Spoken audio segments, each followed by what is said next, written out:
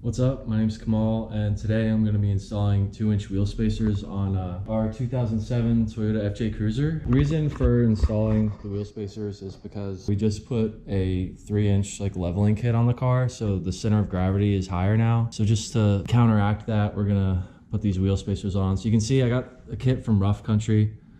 Just was a puck in the front, and then in the rear it was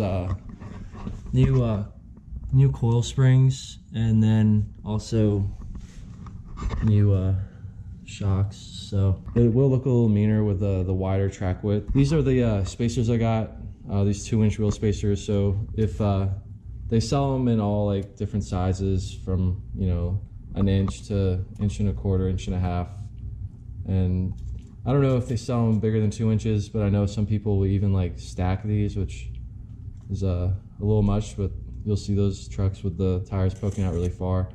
2 inches is the same thing as changing the offset by 50 millimeters.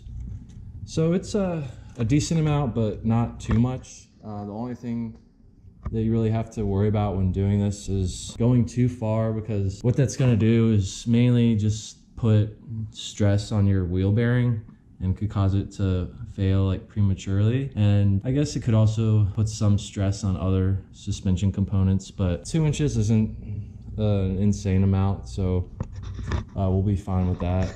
So you can see how the car looks now with just the stock wheels and stock offset. And then I'll film another angle of when we get them on. So I mean, the front one's pretty much flush with this, and this one kind of is as well. So we'll see. So the first thing I'm gonna do is just get the car on jack stands, and to do that, there's just there's that little circle you can see on the underbody panel, which is where you want to put your jack in the front. And then to jack the rear of the car up, I just put it right under the differential, under the solid rear axle. So I've got the car on jack stands and got all the wheels off. With the new spacer, these nuts that come with it on here are the ones you're going to screw on to your original studs. And then with the studs for the wheel spacer, you're going to use your original Toyota ones. So as you can see here, I mean, this thing goes on well. You can see you have your threads, or the studs in there you screw onto.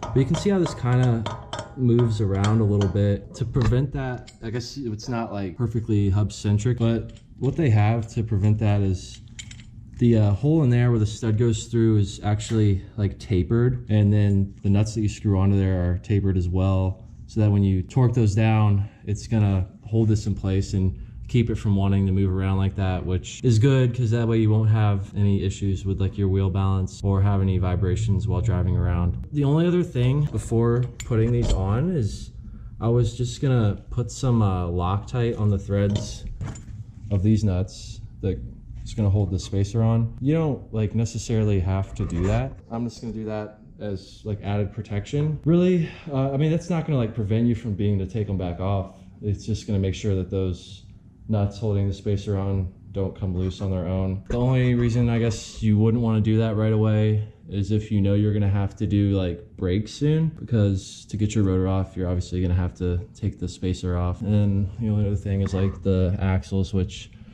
I'm actually planning on getting new axles for this, because the boot on this side, it tore, and then I basically just did a quick fix, just cleaned it up and pulled the boot further out and put a metal retainer clip around one of the little wave parts of the boot. So I'll probably hold off on the Loctite in the front just until I replace the axles, and then put some of that on there. I'm gonna, I guess, just start with getting them on the rear. The only other thing to note is when I put this on, you can see how the studs, I mean, since these are 2-inch, they're in there, but if you get for certain cars and trucks, if you get smaller ones and you put this on, sometimes they'll stick, depending on how thick the spacers you get, the studs will stick out of this hole a little bit. Depending on whether or not you have aftermarket wheels or not will dictate whether or not you have to cut the studs, because these are the stock wheels, and you can see that they have this little hole in here, so that will actually allow the stud to go in there if they stick out just a little bit past this, if you get smaller wheel spacers. So depending on if you have the stock wheels or aftermarket wheels, you might have to trim down your studs, but in this case with the 2-inch wheel spacers, it's not going to be an issue, as you guys saw. A way to like just know whether or not this is going to fit on if you have smaller wheel spacers than this is when you put the spacer on that's smaller, you would just like however far past the stud was sticking out, you just measure at distance how far that was, and then you can measure the depth of these to know whether or not it's actually gonna bottom out and hit this, because if it is, you definitely don't want that, because your wheel is not gonna be mounted flush and flat all the way around. So just do those measurements and get it right, just so you're safe. So as you guys can see, I just took all the nuts off the spacer. Before, I just used a rag and just wiped down the surface here.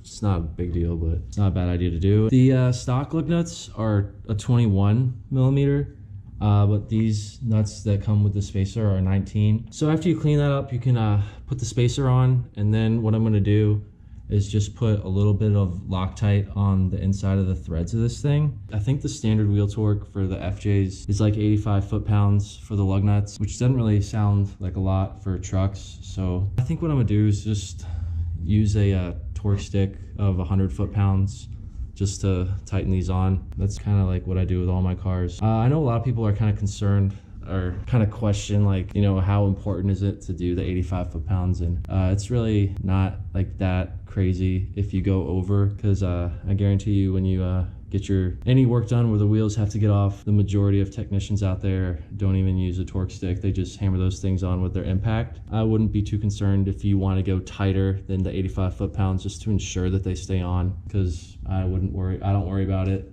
and I've been working on cars for a while, so you shouldn't either. So I'm gonna just, like I said, put this on, put Loctite on all the threads, and then tighten this down in like a star pattern, just so you get it down nice and flat, and I'm gonna torque them down to 100 foot-pounds. So I'm gonna do that, probably just do all 4, unless there's anything different I wanna tell you guys about the front. So I've been putting Loctite and putting these on, but I realized my impact socket won't actually fit in this hole. So went to just a 3/8 socket, and that one fits. So just so you guys can like see about the Loctite, it's like really not that much. I'm really putting just like a tiny dab in there, really. That's all you really need. You don't need to layer that stuff on there. Then I'm just putting that in the socket, and then just putting these on by hand. And since my impact socket isn't fitting in here, I'll probably just torque these down by hand. So to do that, basically all I have to do is just go into the car and pull the e-brake in order to torque these down. So just come in here and just pull the e-brake up as high as you can, pretty much, just so they won't move around when you're trying to torque them down. So like I said, I'm just going to torque them down to 100 foot-pounds. And basically just go in a star pattern. It does move just a little bit, but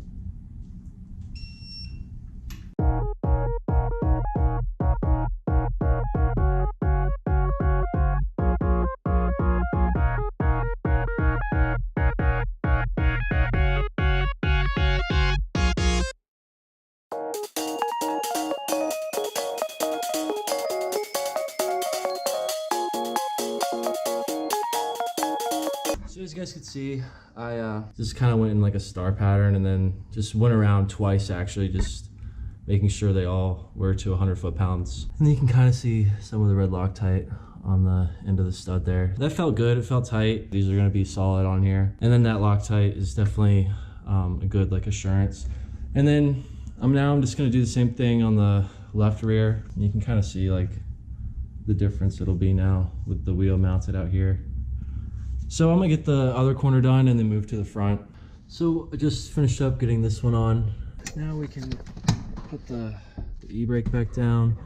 And then now for the front, obviously, these are gonna wanna spin on you. I got them on both sides. I didn't use Loctite because like I was telling y'all, I'm gonna be replacing the axles on the front, so I decided I'll wait on the Loctite. And then same thing I was explaining, like if you know you're about to do brakes soon and you got these and you want to put them on now, might not be a bad idea to just wait on the Loctite, because I mean, like I said, it's not impossible to get the nuts off after you use Loctite, but it's there to hold them on. So you might even need to like use like a heat gun or something to actually heat them up in order to break them loose with the Loctite.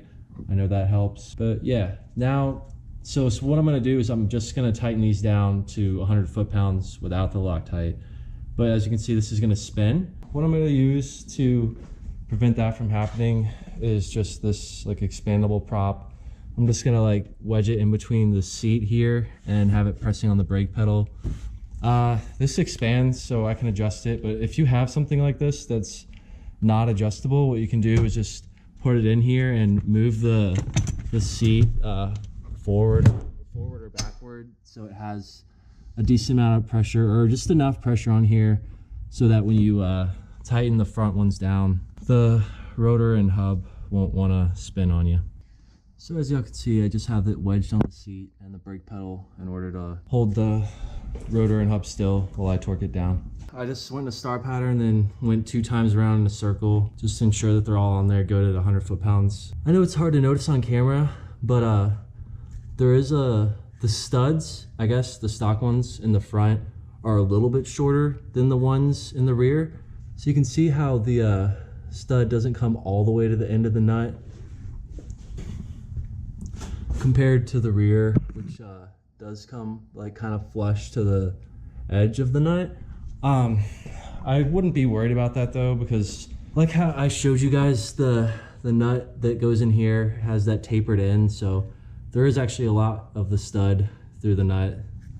But just thought I'd mention that because that's the one difference I noticed from the front to the rear. So now that I got this one, just gonna torque down the other side as well. So just finished torquing the last corner down here. So like you guys saw, torqued the rear with Loctite, torqued the front.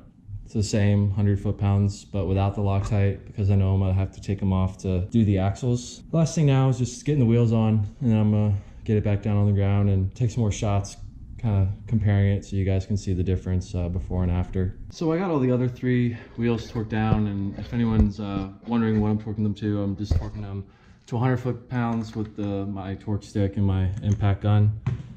The only thing I really wanted to show you guys is when you're putting on the wheels, you can see how the stock lug nuts have like this dowel kind of piece here, and you can see how you kind of have to line this up in order to get them in. So for putting I always start with putting the bottom one on. It just kind of holds the wheel in place best.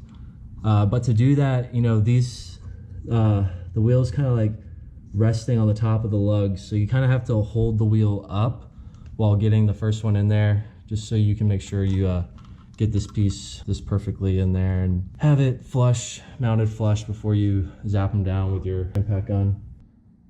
So I just got off the jack stands, and it's pretty noticeable difference how they stick out now, and it actually looks pretty cool, pretty mean actually. So definitely looks more aggressive than it did when it was stock. Before it was pretty flush with the plastic fenders, but now you can see it sticks out a lot more front and rear. The only thing left to do now is get the car aligned. So I don't know if y'all are able to tell, but there's a little bit of a positive camber in the front. I have new tires over there for it, so we're gonna get the 4 tires on it and get it aligned. Because I know there are some camber bolts. Hopefully they're not maxed out to the negative so that they can adjust it a little bit. Only thing left to do now is just drive it and see if it feels any different, make sure there's no weird noises going on or anything like that. So I just got back from taking it for a drive. When I put the lift kit on, I drove it around and kind of just, you know, turned the steering wheel left and right to allow the car to rock left to right, just to know like how much it swayed. Just so that when I put the wheel spacers on, I could kind of know if it really did improve that or not. And it did feel a little bit different actually. It did feel like the body of the car, you know, wasn't swaying left and right as much when just kind of like gradually turning left and right. Just down like a straight road, not like on a curvy road. So if you're doing this, I mean, it's not a bad idea, like whether you have a lift kit or not, to do that before you put the wheel spacers on. I just like doing that stuff just because that way you know like how, if it really does make a difference or feels different. And it did to me, so that's pretty cool. I mean, this truck's mainly for driving on the beach, so I think that'll help out, and especially the lift kit so we don't bottom out on the sand. Thanks for watching. I hope this was helpful to anybody that was looking into putting wheel spacers on their car or just trying to watch an install video on how to do it. I mean, there's a ton of ways to do it. You know, you don't have to use Loctite, but it's just an extra like assurance just to know that those aren't going to come off, because I just put the brakes on this car, so as long as nothing needs to be replaced in the rear, I know that those will not come off for a long time. It's not a bad idea to use that stuff. So like the video and subscribe to the channel if this was helpful. I'd appreciate it. Helps out a lot. And I'll see you guys soon. Peace.